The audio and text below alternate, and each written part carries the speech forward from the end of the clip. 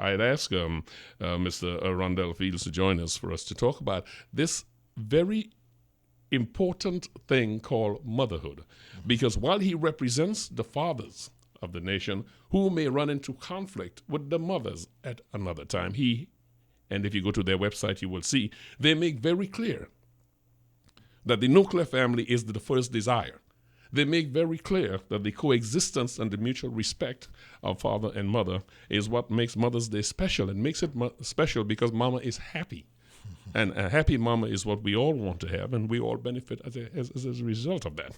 Let's talk about something that, Rhondall, that I don't think a lot of fathers pay attention to, right, which is the patience, the understanding, and the culture that says it's all right to make kids and go on and leave the responsibility totally to mama. I want to talk about how important it is for us to stand in place and do the support for the mothers who we are celebrating today. Yeah, I mean, it's very important. I mean, motherhood is equally as important as fatherhood all the time. I mean, I have a very strong single mother. Mm-hmm. I mean, one of the strongest you'll ever find. She's from Grenada, actually, and I mean, she brought that different culture and flavor into parenting, into a Trinidadian boys, because it's only boys that she had. So, I mean, she was strong and very good at it, because, I mean, it wasn't easy for young boys growing up and different things affecting them. Yeah, I mean, in some areas, she may not have had the capacity to teach us to be men, but, I mean, to be respectable human beings, I mean, she was excellent at that. And, I mean, sometimes by the things that she taught us, by allowed us to get ourselves in trouble with. In other words, what she always used to say, she said, if it wasn't there, your name would never call. And sometimes I see some moms sometimes defending, sometimes when the kids do something wrong, and I look at that and I say, you know, my mother was the entire opposite of that. If it wasn't there, your name would never call. That's right. Sometimes she just say, you're right, you're wrong, you're wrong, you're right, you're wrong, you're wrong, you're wrong. If it wasn't there, your name would never have called. And I mean, I've kept that with me in so many instances. So I've always taught myself where to be at the right point in time. I mean, fathers, all fathers, I believe, understand the importance of motherhood, because we understand the importance of fatherhood. So definitely we understand the importance of motherhood. We all have mothers. We all, I mean, understand and appreciate what our mothers have taught us. Many of us were raised by our mothers alone, and thus know the importance of being fathers there now, because we didn't have that. And we saw the strain on them. We as the boys growing up then, when we reached that particular age, we had to say, hey, let's take this role of protecting our mothers. And we still needed them to nurture us. We still needed them when your heart broken, or you break up with your little girlfriend, you still have mommy to come and hold on to you and hug you. And even in the nuclear family, fathers and mothers have a different role. Sometimes daddy will give you the more stern advice or the more logical advice and say, hey, son, you look at this, you look at that, you do this, you do that. And mommy would be the one to just open my arms and come and take a hug, son.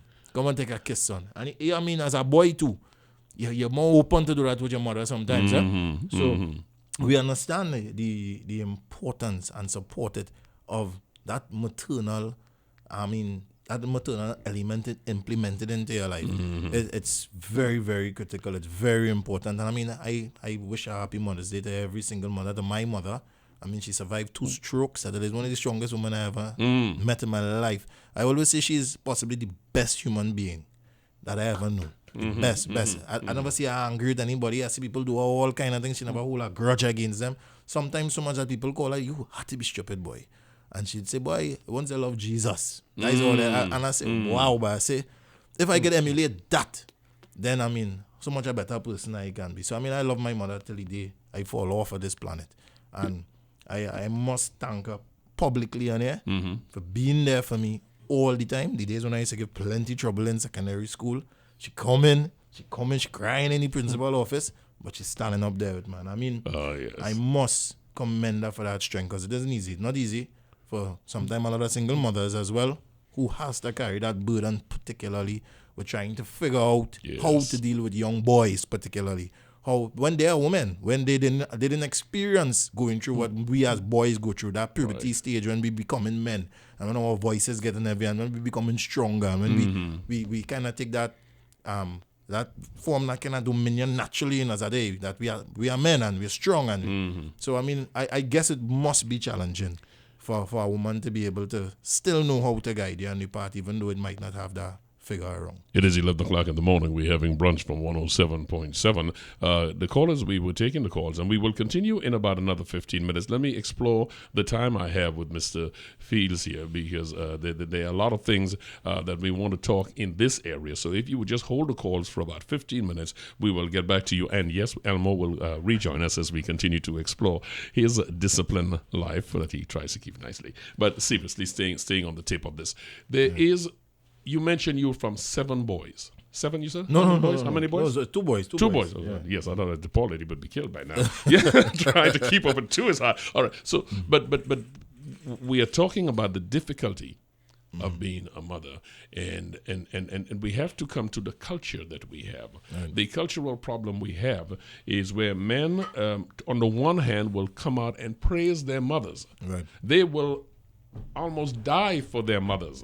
But for some reason or the other, right, they see a young lady and they do not see that connect if they go about disrespecting her. 1. Right. 2, they would talk about my mother, but then they would go have children and not be there with that person, that mother, for those children, which is kind of putting the cycle in action. Where the disconnect took place. You are the co-founder of the Single Fathers of Trinidad and Tobago, the association. Where the disconnect is taking place, has taken place, and what can we do to bring this back center? Man, I think it's the concerns of your heart. I mean, they always say guard your heart because it concerns the issues of your life. And that's a very, very serious statement. Sometimes we look at it lightly. And I think it's a maturity issue that we have, both as men and as women, that sometimes we've had all the plans, we put everything in place, and to see that shatter in front of you, sometimes it's anger, sometimes it's regret, sometimes it's jealousy, sometimes it's a number of issues as adults that we really, phases that we go through because of possibly the separation or the breakup, that kind of get us away from what we're supposed to really be looking at, which at that point in time is parenting and the child. I mean, we always champion, if it can work, if you all can live together, you all can fix it, fine.